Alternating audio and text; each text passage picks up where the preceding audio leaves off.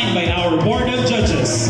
Let me have the honor of presenting our top 3. Starting up with Hiyas ng Tagas, second runner-up. Who will it be? Hiyas ng Tagas, second runner-up. In awarding the second runner-up, may we invite up on stage Judge number 1 and Judge number 2. The second runner-up is Hiyas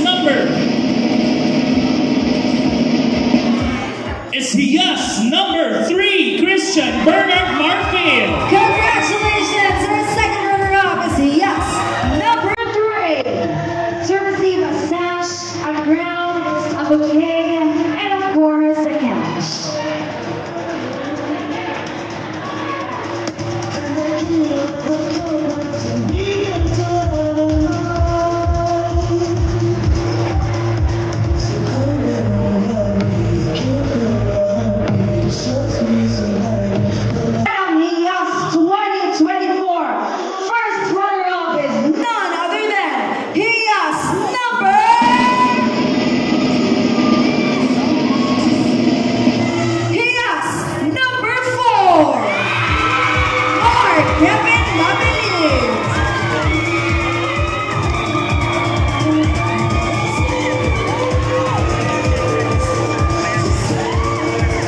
Two crowns down and a major crown to go.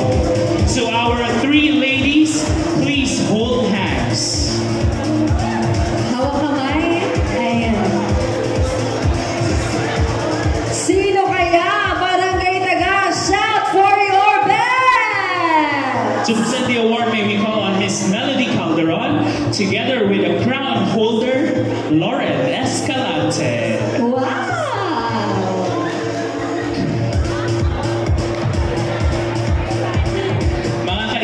Just a reminder, if the major title holder cannot fulfill his or her duties, the first runner-up will take over.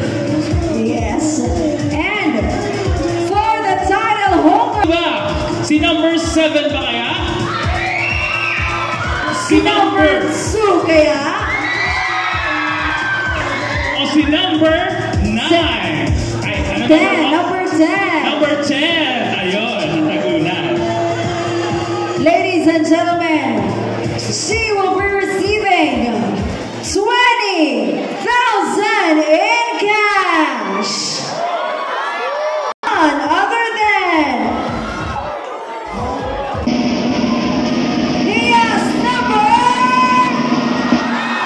Hiyas number, of course. Thank you so much, Kagawa John Yes, Councilor Julian Yes, Councilor Archie Juliana Bamundi. So all of ours, di ba?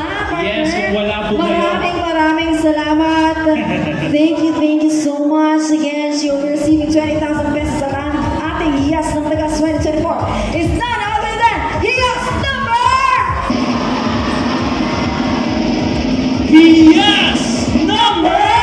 2! Christopher Gual!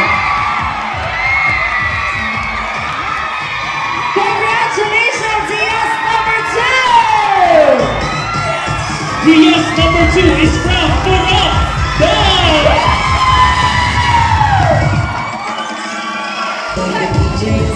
Come on, Purok Dog, space the night! So